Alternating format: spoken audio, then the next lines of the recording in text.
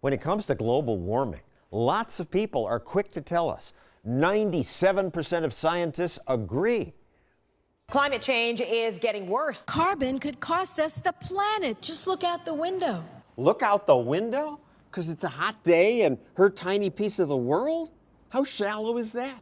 And what does it mean when we hear... The debate is settled. 97%. 97%. 97% of scientists agree. Of course I believe in global warming. Pat Michaels is called a climate change denier, but he agrees that the globe is warmed. 97% of scientists agree that global warming is real and people have something to do with it. Climate changes. Climate changes. Temperature's up 4 degrees since what's called the Little Ice Age hundreds of years ago, and up 2 degrees over the past century. The real question is it dangerous? Is it going to harm people? Exactly. There's not a 97% consensus on that? Of course there's not. There's no consensus on fear-mongering like this. If we lose the ice caps, you know how high the water will be?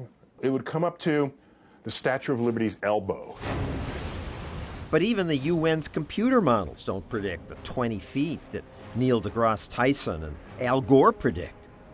We invited them and 20 other alarmists to make their points on this program. Only one, Bill Mumo, agreed. He worries about the hot car effect, where you put your car in the sun, it's 70 degrees outside, you get in your car, it's 140, how did it happen? That's exactly what's happening with the atmosphere. The climate models that got the government so excited have been totally wrong so far. Well, I would say the climate models are actually better than economic models. Well, they're both bad. Okay, I wouldn't object to that conclusion. But then why should we turn our lives upside down based on bad models? Because last time carbon dioxide was this high in the past, sea levels were maybe 20 feet higher than they are now. That was back before humans existed. It will resume warming, but you don't really care whether it warms a degree in the next 60 years. It warmed a degree in the last 100 years. Life expectancy doubled. A few degrees warming might be good. It might be depending where you are. Cold waves kill many more people than heat waves. Well, I don't know. How many tens of thousands of people died in Europe in 2003 in the heat wave? Tens of thousands did die. Heat can kill. But many more people die from cold. The CDC says heat kills 600 Americans a year.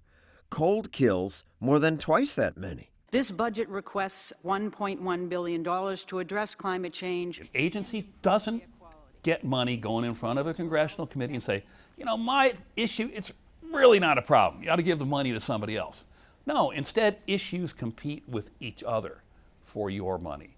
And so you have to scare them. We have to act in this decade. As someone who gets paid to do research, I'm really excited. I'm going to go home and have fun. And so, to summarize, we have much scientific confidence that warming is contributing to sea level rise and other changes. I've lived through 8 environmental apocalypses: the population bomb, acid rain, the ozone hole, global cooling, you name it. The global warming scare has longer legs because it's got more money. That also gives climate alarmists a reason to squash dissent. The climate change deniers suggest there's still a debate over the science. There is not. I bought what they were saying. Judith Curry is a climate scientist at Georgia Tech. She once agreed with the scaremongers. What changed? Well, ClimateGate. Emails reveal a plot among the world's top climate scientists. A group of esteemed scientists were strategizing to squash their opponents. And I thought, oh, wait a minute. Why should I believe this instead of my own judgment? What scientists actually agree on is a very narrow slice of things. Yes, temperatures have been increasing overall for the last several hundred years. No doubt. And that carbon dioxide does act to warm the planet. But there's no agreement as to whether warming is dangerous or not. For saying that, you were one of the targets of the congressman saying, show us where you get your money. Yeah. I was one of the 7. 7 climate skeptics were branded heretics in order to reveal all their sources of funds. Curry abandoned science. This is after praising me and pushing me a few years ago as, the prestigious scientist. Well, you have wrong opinions now. Yeah. I was trying to be honest as a scientist. It was very unpopular with a lot of my colleagues. They were trying to squash people who disagreed with them. And they've succeeded. I get emails from people all the time who wish they could speak out. What are they worried about? Losing their jobs? It's dangerous to dissent when climate change is something politicians address with religious zeal. This was the moment when the rise of the oceans began to slow and our planet began to heal. Admit it. It's a religion. The head of the United Nations climate panel said it's his religion. When you emit greenhouse gases, you feel like you're committing a sin? I suppose if I were a preacher, I'd say we're all sinners, but there's redemption out in the future. What is redemption? My wife and I decided to build a zero net energy house in New England. It's completely solar. But it's expensive. Basically, it's tax-free money for me. Yeah, taxpayers subsidize you and me. I did it too. Hey, yep. What's fair about that? That just hurts the poor. They ask all these Nobel Prize winners, what do we need to do to help the world? Yeah.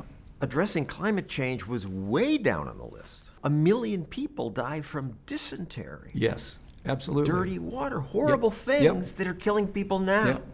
And that would be cheap to fix, by the way. Cheaper than we should do that before we worry about global warming. But it's not an either-or thing. But government action is an either-or thing. We don't have endless money. If we want to help people, we ought to do what really helps.